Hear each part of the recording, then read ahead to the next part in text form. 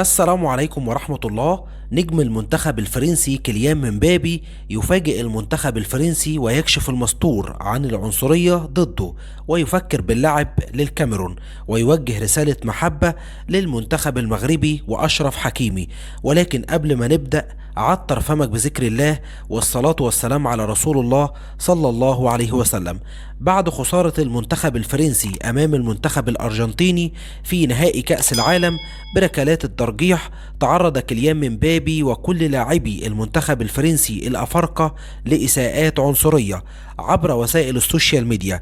وأدلى مبابي بتصريحات لقناة فرانس 24، وقال: لقد تعرضت أنا وزملائي في المنتخب الفرنسي لحملات عنصرية وأبشع الألفاظ.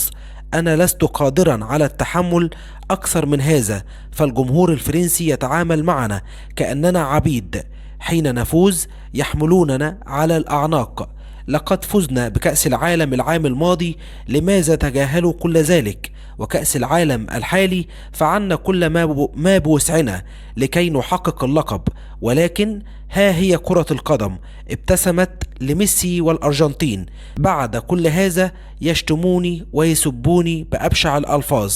وقال كمان مبابي: أنا حاليا أفكر في الاعتزال الدولي لكرة القدم، ولن ألعب مجددا للمنتخب الفرنسي، وأفكر أيضا بخوض تجربة جديدة واللعب للمنتخب الكاميروني، فجمهور الكاميرون يحبوني. أما الجمهور الفرنسي فهو جمهور عنصري لا يتقبل أصحاب البشرة السوداء. وأضاف كمان مبابي وقال: أهنئ صديق عمري أشرف حكيمي في هذا الإنجاز مجددا، والمنتخب المغربي دائما يكون في قلبي.